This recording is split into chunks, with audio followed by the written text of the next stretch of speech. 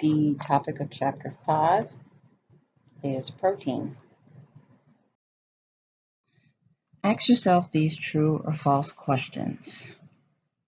Number 1, the human body must get non-essential amino acids through the diet. That's true.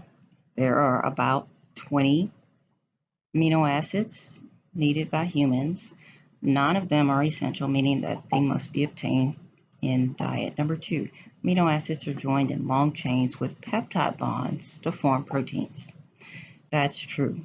Amino acids can combine to form long polypeptide chains. Number 3, excess protein in the diet is beneficial. That is false. Excess protein, meaning protein that you don't need, will be stored as fat. And if you are someone who has a kidney issue or kidney disease or kidney failure, but not yet on dialysis, excess protein can accelerate kidney damage. Number 4, vegans must consume a fortified food or supplement containing vitamin B12 to ensure its adequate intake. That's true. Vitamin B12 is found in quantities significant enough for humans only in animal-derived foods.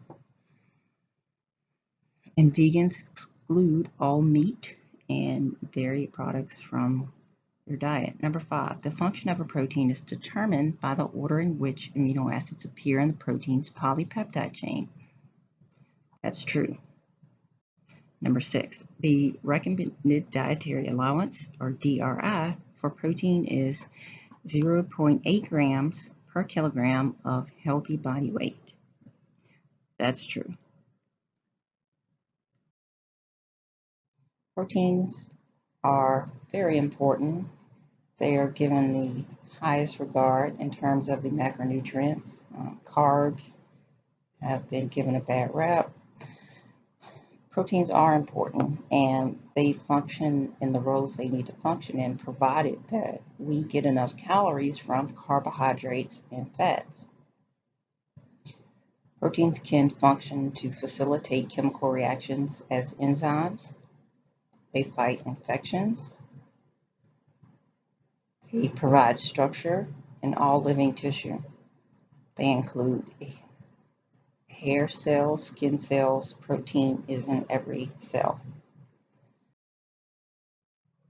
The schematic on the right shows the basic structure of an amino acid.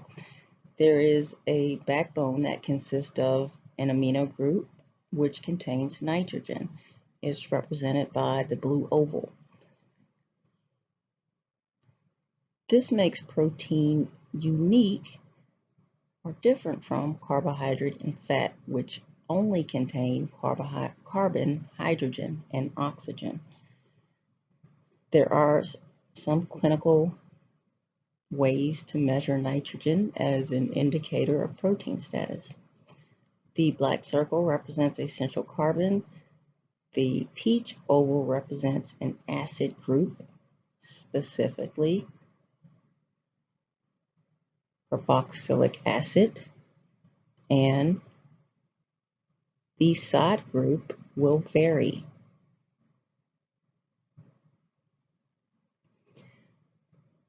Amino acids link together with peptide bonds to form proteins. There are about 20 different amino acids in proteins.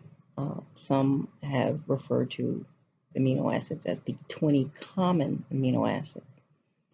They exist as dipeptides, tripeptides, or polypeptides, and again linked by peptide bonds.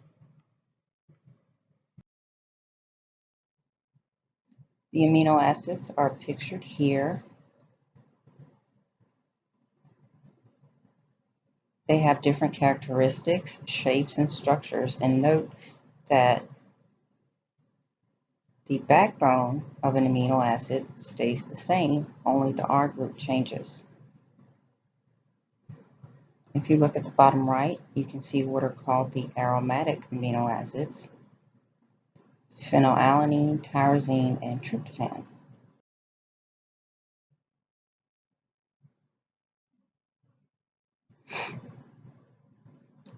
Besides what are called 20 common amino acids, there are other amino acids that exist. One example from your book is ornithine, and others that are conditionally essential, meaning that they are only needed during times of stress or growth.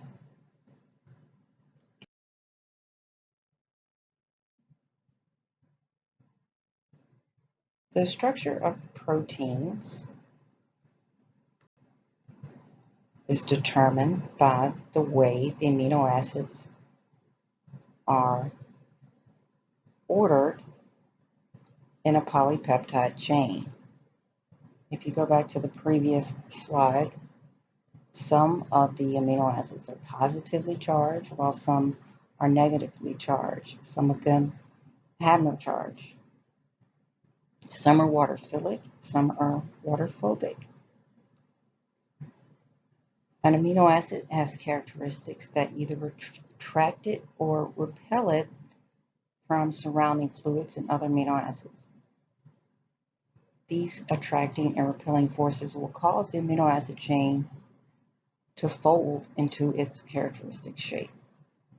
The different shapes enable proteins to perform different tasks in the body.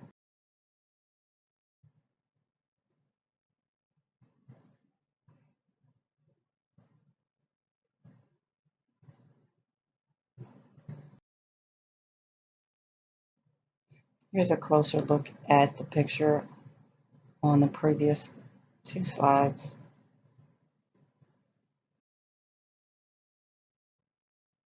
Hemoglobin is a protein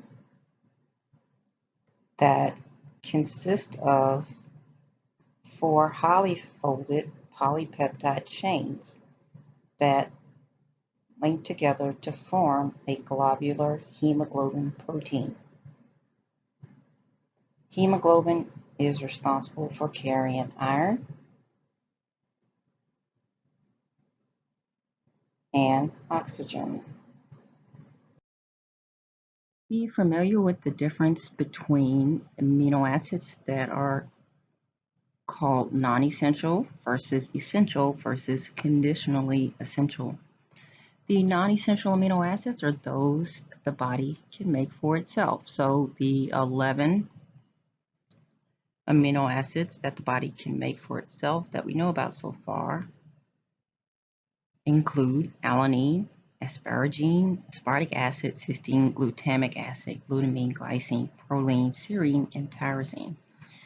The essential amino acids must be obtained in the diet. They include methionine, tryptophan, threonine, histidine, isoleucine, leucine, lysine, valine, and phenylalanine.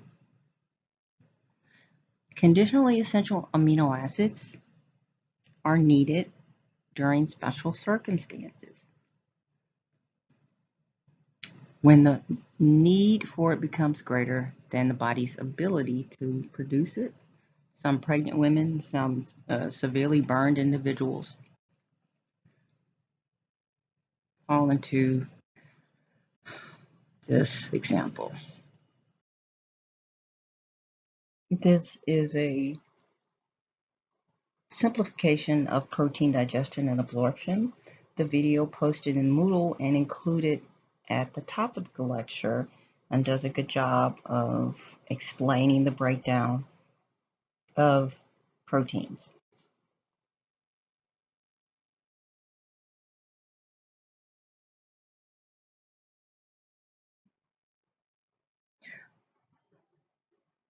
Protein turnover refers to a continual process in which cells or cell proteins are broken down into amino acids. These amino acids are then reused within the cell or they are released into the blood from which other cells can pick them up and reuse them. Nitrogen equilibrium refers to a condition where nitrogen intake is demonstrated to be equal to nitrogen output. Theoretically, the amount of nitrogen in your urine possibly in the bloodstream can be an indicator of protein status. The next few slides focus on the roles of proteins in the body. So what do they do? Well, they are varied and they have so many different roles, and that's why they're so important. However, your diet should not be made solely of protein. You need to consume carbohydrate so that your proteins can be used effectively. You also need to consume fat so that your proteins can be consumed or used effectively. Proteins can act as structural components, like for our muscle, bones, teeth, tendons, cartilage, etc. They also act as enzymes. Enzymes are the compounds that catalyze all of life processes.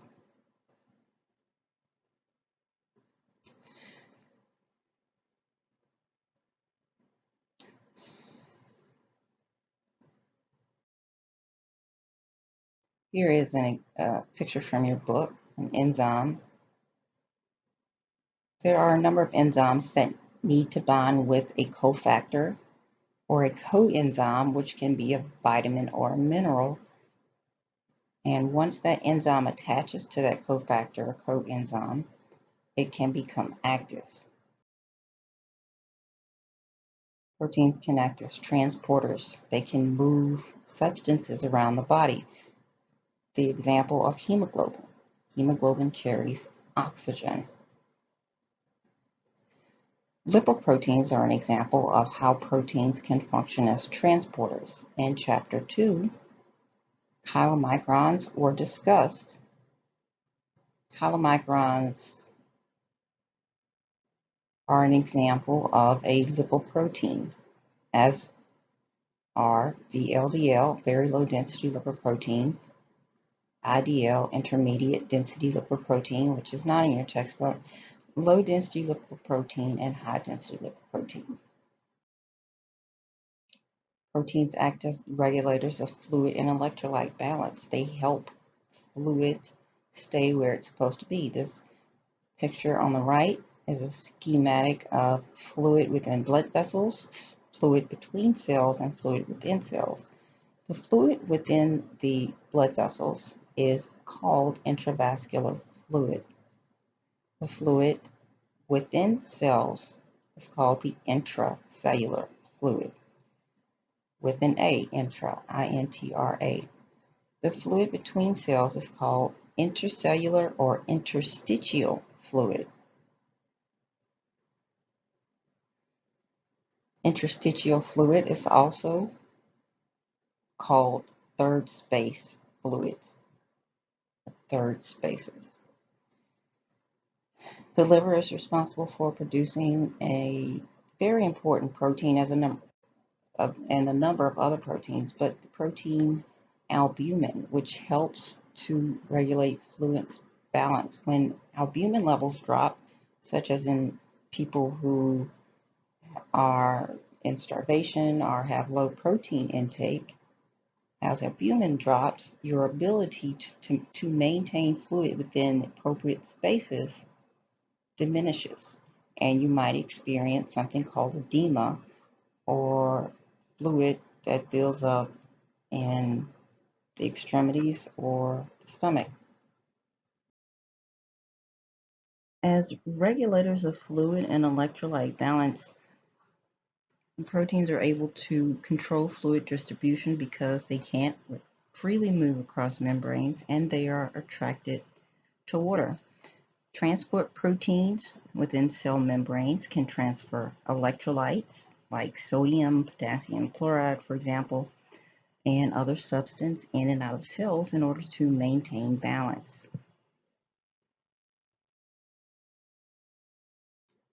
Another important role of proteins is as the regulators of acid-base balance. Your blood needs to be maintained within a certain pH to avoid damage to tissues. Proteins help to keep blood within this range. If pH drops too low, You can experience a condition called acidosis, in which your blood fluids are too acidic, or alkalosis, in which your blood fluids are too basic. Both can cause protein denaturation, which is very dangerous.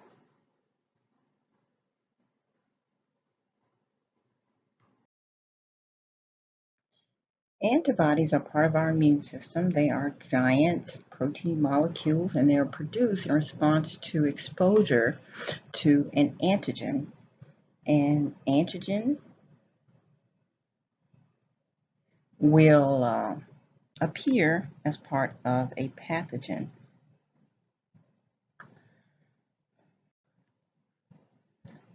Immunity refers to the body's ability to defend itself from disease. This involves of what is called molecular memory. Cells collectively can remember how to produce antibodies for each antigen they encounter. They can also manufacture them quickly.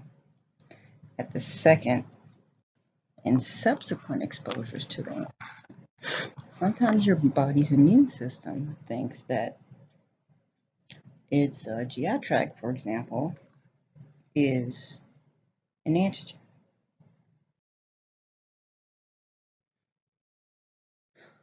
Hormones are important chemical messengers. Some of them are proteins, such as insulin and glucagon. Glucagon is the hormone that kicks in when blood sugar is low. Glucagon signals cell release of glucose to raise blood sugar back to normal. And finally, proteins can serve as a source of energy and glucose, but only when glucose or fatty acids are limited. Protein should be spared for use as structural proteins, hormones, enzymes, acid-base balance, immunity, and all the other things that proteins do. So it is important to consume adequate amounts of carbohydrate and fat and adequate amounts of protein that will be used for structure and functional roles.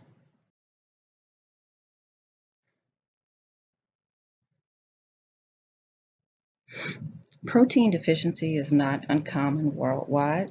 There are a number of effects that can occur due to lack of adequate protein in the diet, including slow growth in children, impaired brain and kidney function, a weakened immune system, and impaired nutrient absorption. There are some types of malnutrition.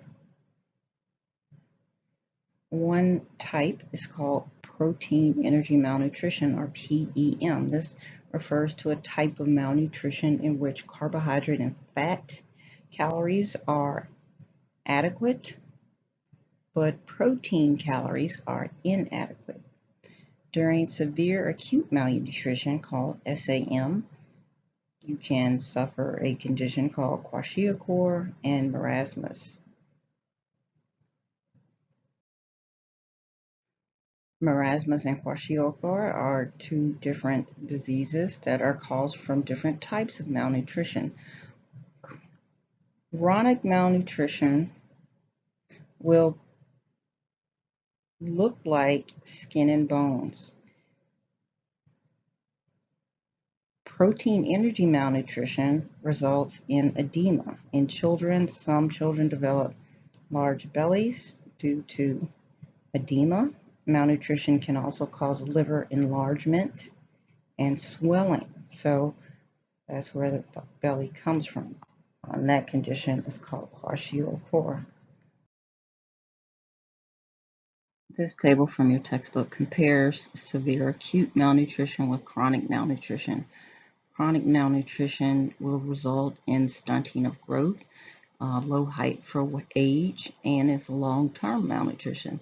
Severe acute malnutrition refers to food deprivation that has recently occurred, And the physical features can include rapid wasting, weight loss, and edema.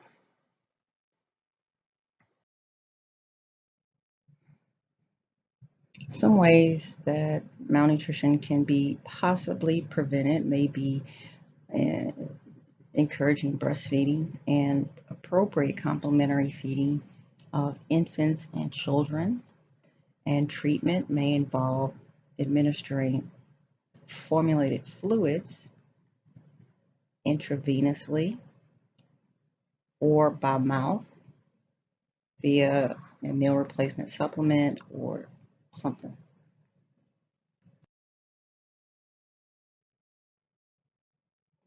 Protein in excess has been associated with heart disease because of the sources of protein. At least in the United States, animal-derived food sources of protein can be high in saturated fat, which can contribute to heart disease, obesity, and diabetes risk.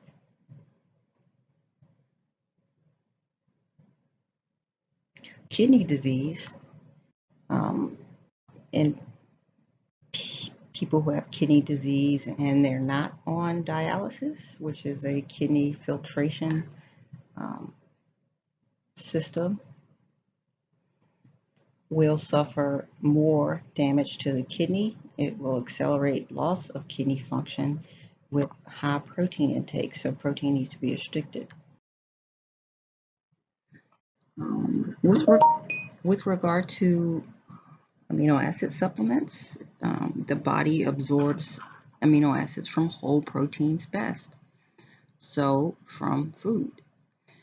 Protein from amino acid supplements are not needed by a well-fed athlete and can be considerably more expensive than obtaining protein from, say, egg white.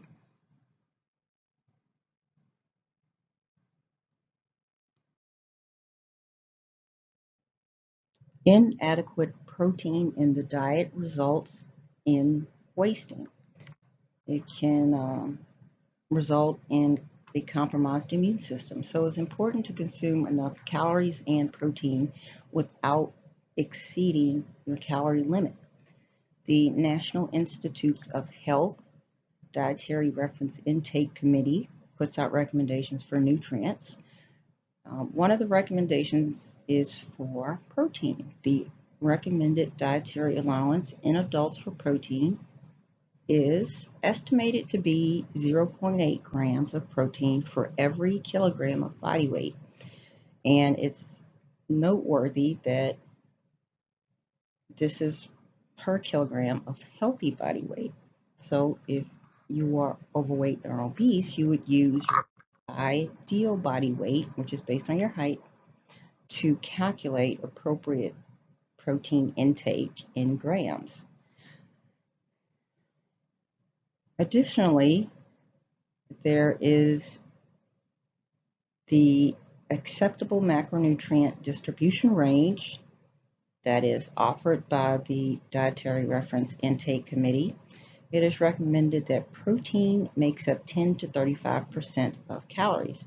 In the United States, men have an average intake of 16% of kilocalories from protein, and women, children, and the elderly range from 13 to 15% of total kilocalories.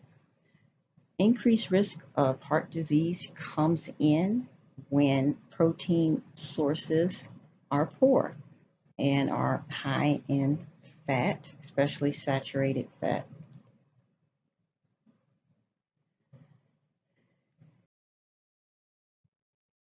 Protein quality can be judged. We used to go by, the book used to have something in there about the protein digestibility corrected amino acid score. Egg white is the protein against which all other proteins are measured.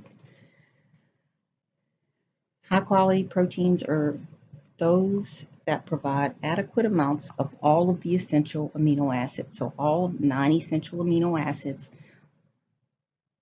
are provided in adequate amounts. As you may have learned from watching the video on complementary proteins, all proteins contain the 20 amino acids. However, they are not there in appropriate or adequate amounts. Digestibility is the measure of absorption, and amino acid composition is what contributes to the quality of the protein. There is a concept called the limiting amino acid, and it states that the essential amino acid available in the shortest supply relative to the amount needed to support protein synthesis will halt protein synthesis. High quality protein foods include egg white, which your body can use almost 100 or 100% of the protein there. Dairy is also considered a good source of protein. Greek yogurt contains more protein than regular yogurt because of the way that it is fermented and filtered. Soy is the only vegetable protein that contains amino acids in high enough amounts to be considered a high quality protein, or it's comparable to that with the protein digestibility and amino acid composition of meat. Legumes are a good source of protein. They are not as digestible as soy.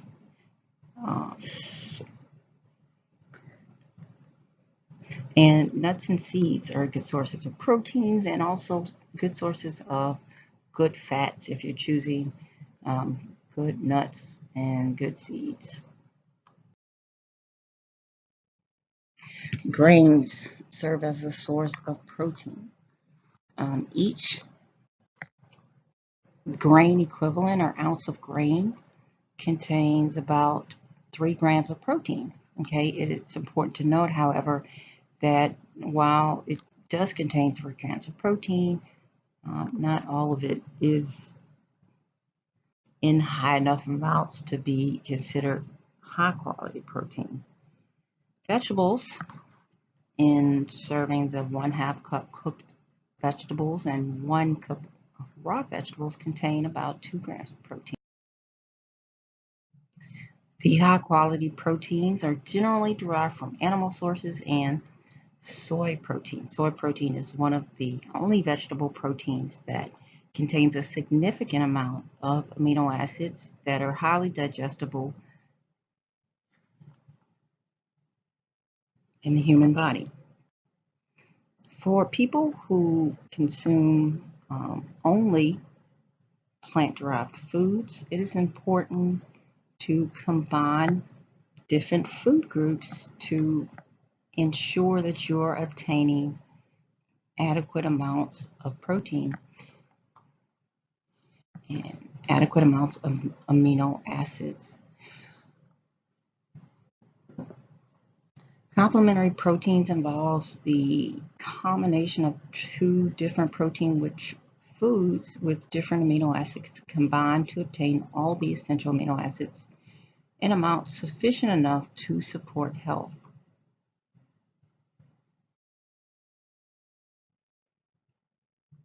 Generally, a legume and a grain can be combined. Legumes tend to be high in isoleucine and lysine, but low in methionine and tryptophan, and grains tend to be high in methionine and tryptophan, but low in isoleucine and lysine, so they complement each other. So vegetarians and vegans are advised to practice complementary proteins. Red beans and brown rice is an example of a complementary protein. Protein sparing I touched on when we discussed protein as an energy source. The proteins you consume should go to structural support and to support functioning of the body as hormones, enzymes, etc. So in order to do that, you must meet your needs for carbohydrate and fat. If you do not meet your basic needs for energy, your body will start to use protein for energy. And if this is prolonged, if this is severe, then your immune system is going to suffer and you're going to have some wasting where you do lose some skeletal muscle tissue. If carbohydrate and fat are insufficient, the body will use protein to meet energy needs, and that's not necessarily what we want. I always stress that it's important for you to get an idea of how much protein, fat, and carbohydrate in grams that you need in a day. Get an idea of how many calories,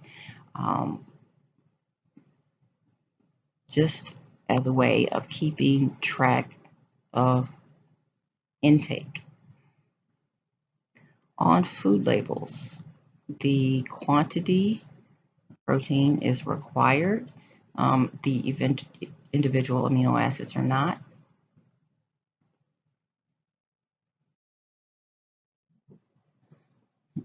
In terms of reaching protein needs and vitamin B12, vitamin D, iron, and zinc, it is important to have a very plant protein diet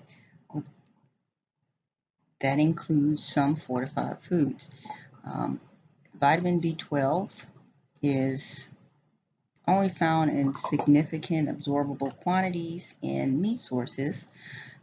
So vegans or vegetarians are encouraged to consume a fortified food source or a supplement source of vitamin B12 to make up for what they would get if they were consuming meat products, and to reach the RDA for B12. Vitamin D, which is commonly found in milk in high amounts, can be obtained by getting adequate sunlight or by consuming fortified foods like soy milk that's fortified with vitamin D. Iron absorption can be increased by consuming foods high in vitamin C. If you are on a plant-based diet, it's not hard to get adequate vitamin C, especially if you're consuming peaches or broccoli or citrus fruits. Zinc, which is found in abundant quantities in meats, can also be obtained from legumes, enriched foods like cereals and whole grains.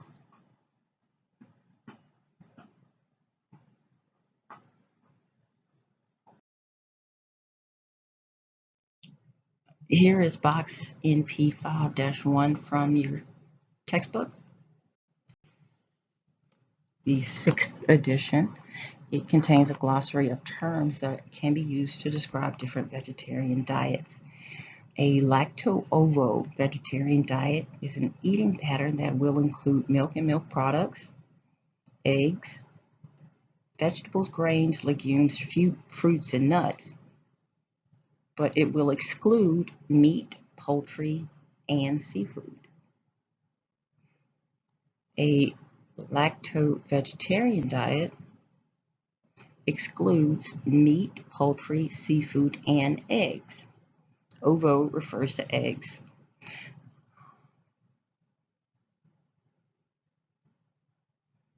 A macrobiotic diet is a diet plan that advocates consumption of some specific whole grains, beans, and certain vegetables. But the macrobiotic diets can be taken to extreme and compromise nutrient status. An ovo-vegetarian includes eggs, but will exclude meat, poultry, seafood, and milk and milk products. A partial vegetarian sometimes goes without meat, which I don't think is a real vegetarian.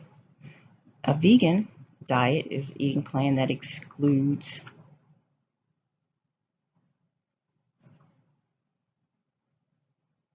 eggs, poultry, seafood, milk products. And a vegetarian diet is a general term that's used to describe an eating pattern that includes plant-based foods and eliminates some or all animal-derived foods. People who follow a vegetarian diet tend to have lower incidence of heart disease and tend to live longer than people who consume meat, particularly meats that are high in saturated fat. Calcium is found in dark green leafy vegetables, legumes, and fortified foods, as well as almonds and sesame seeds. The essential fatty acids can be obtained from flax seeds, walnuts and their oils, soybeans, or canola oil. The omega-3 fatty acid, EPA, and DHA can be obtained from algal oils instead of fish, if fish has been excluded from your diet. The health advantages of vegetarian diets you may want to consider. People are said to live longer, have fewer risk of cardiovascular diseases. Let me know if you have any questions about any of the material.